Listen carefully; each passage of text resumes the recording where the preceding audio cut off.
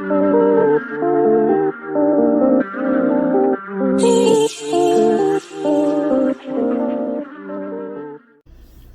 everyone, welcome back to our channel. As you can see, here I am in my car. Today is actually officially day 1 of week 2 post-op.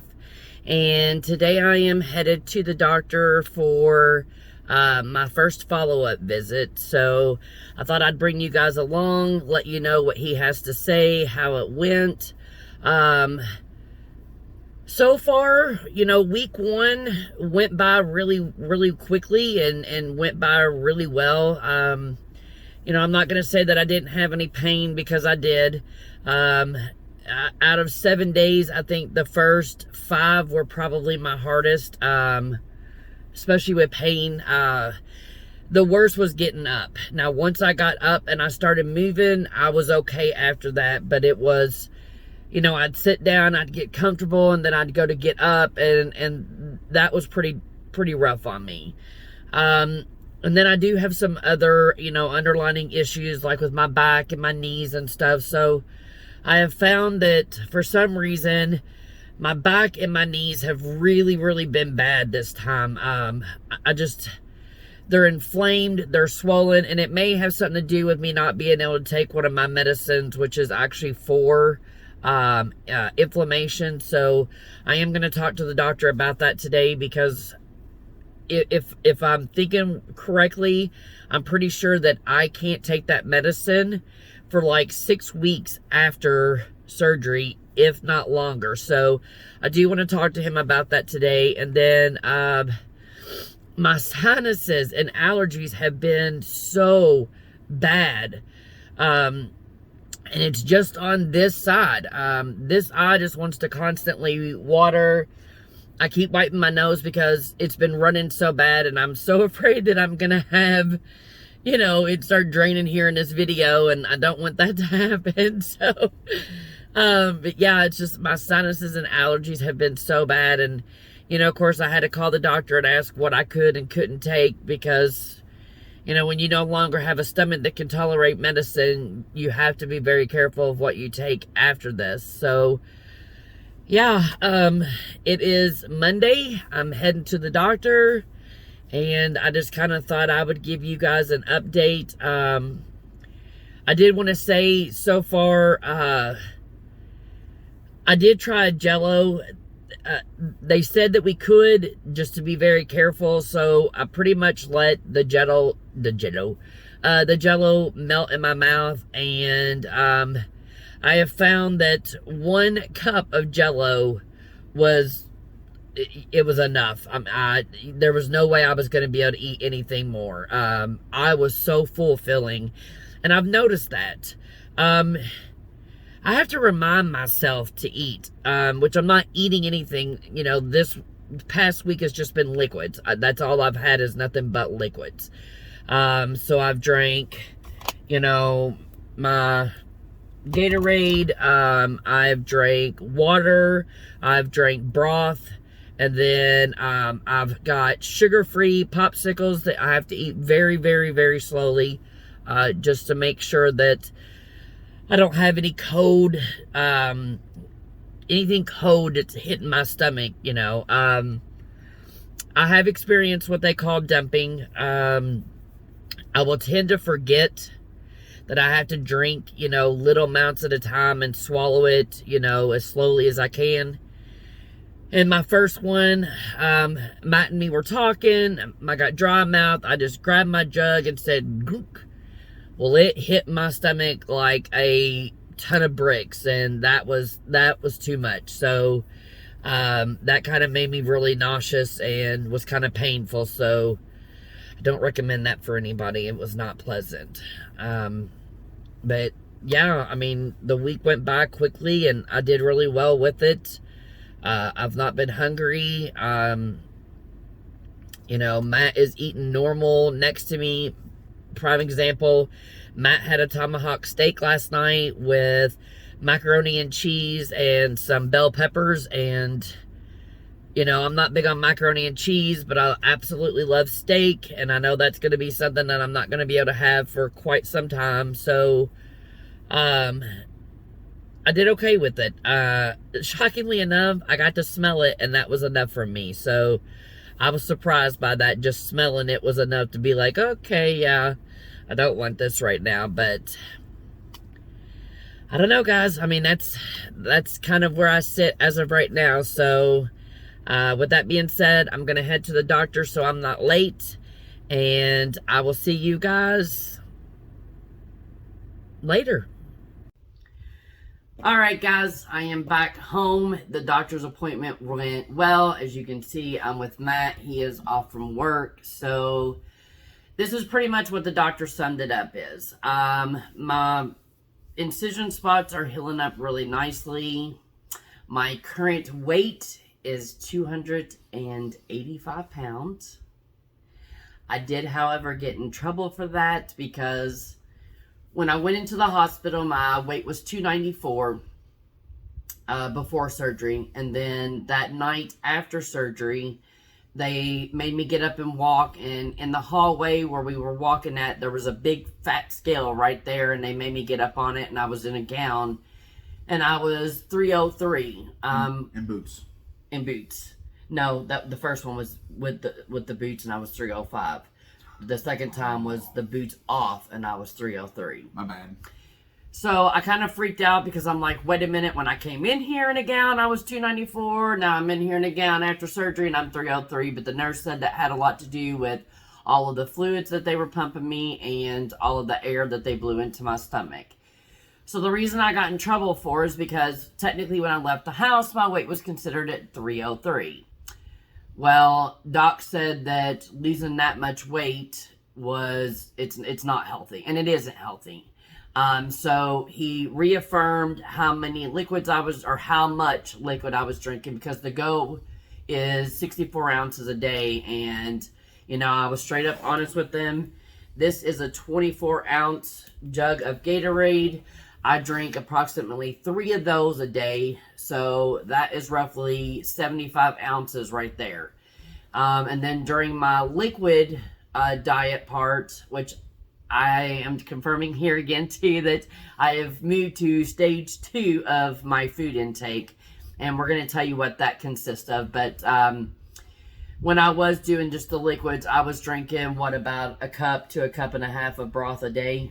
Thereabouts. So you add another 8, 11 ounces to that, almost 75 ounces. So I'm definitely getting my fluid. It's just my body it's shedding it. So purging. Yes. And I can't remember if I said earlier in the video that since surgery, I have not taken any of my diabetic medicine. I went from having an average blood sugar of 150 to 200 to about 115 to 95. So I am pretty much right there to normal. I have not had to take any insulin since I've been home, and I've not taken any metformin, which he clarified that again today. Check it in the morning and check it at night, and definitely do not take any of my metformin nor take insulin if my blood sugar is, at that level. So with that being said, step 2 of my diet consists of bringing in, as I stated before, I can now introduce skim milk. I can introduce cream soup. So for lunch today, I made cream of chicken soup. What I did is, they're the little bitty, like Campbell's cream of chicken soup cans, and I opened up an entire can, put it in a pot, and did about 0.75 of water, so almost a full can of water. Got it good and thin, and then strained it out, and was shocked that it had as much chicken chunks in it as it actually did. I was actually shocked, because... Did you save them for me? No, I threw them away. Aw. Sorry. I should have saved them for Milo, though. Yeah, you could have. Didn't think about that. Well, there's always tomorrow. Yes. No, because I have leftover. Next week? Day after. Day after. So, with that being said, I can also eat mashed potatoes, which... Runny mashed potatoes. Yeah, this is what I got, and I don't know if you can see the bow. They are. They run. Yeah, they're running. There you go. That was a good one. So I'm going to try mashed potatoes tonight.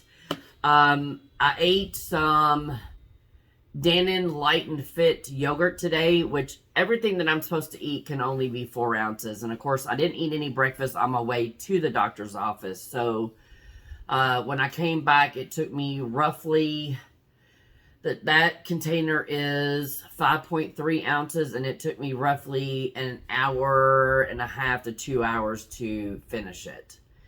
And then, like I said, after that, I had 4 ounces of the cream of chicken soup, and that took me about an hour and a half to consume that.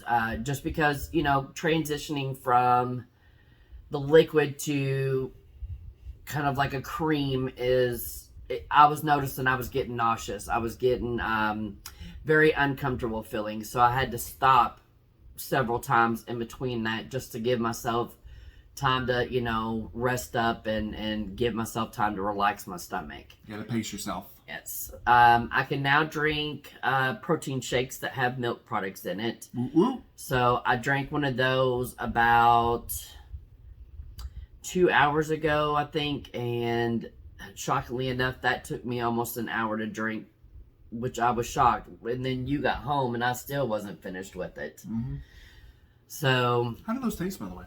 You tasted it, remember? Oh, yeah. Like melted ice cream. Yes. I got vanilla, and he said it tasted like melted vanilla ice cream. So, that is pretty much what is going to happen right now.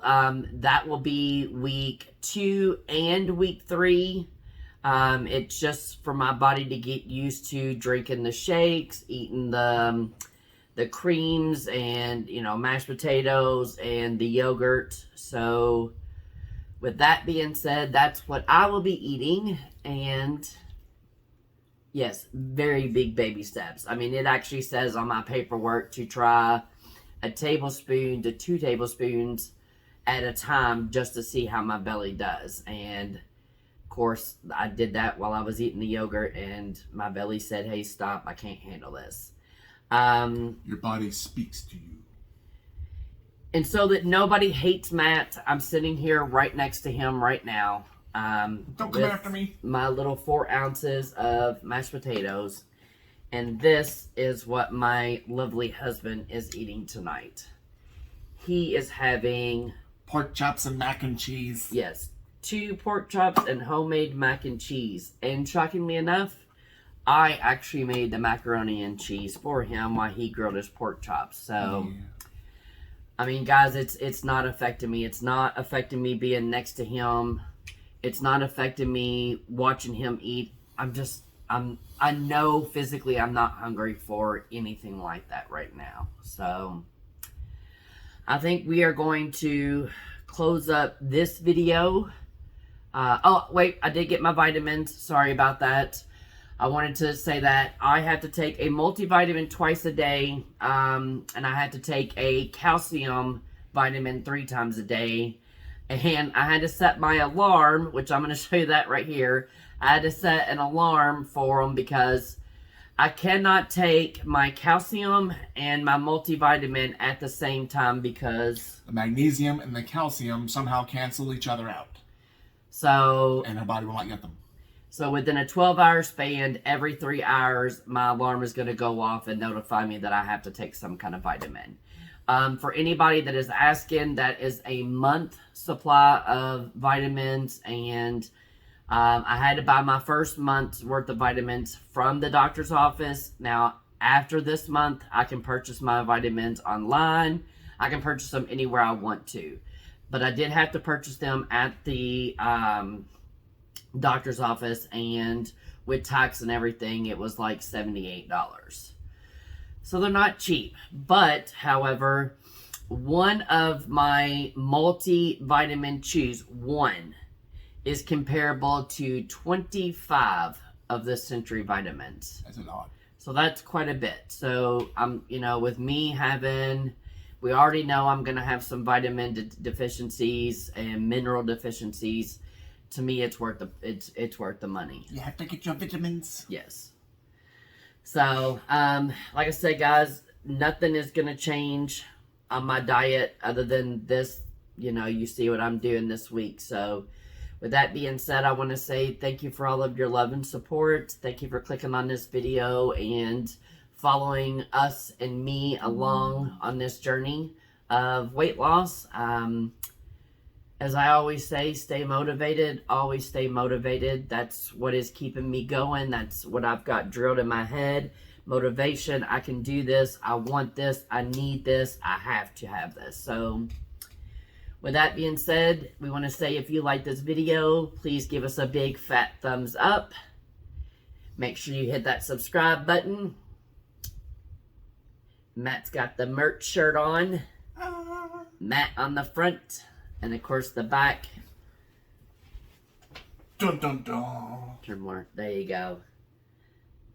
The stay motivated with, oh, and their sleeves. Yeah, the sleeves say motivate, and then the other one says stay.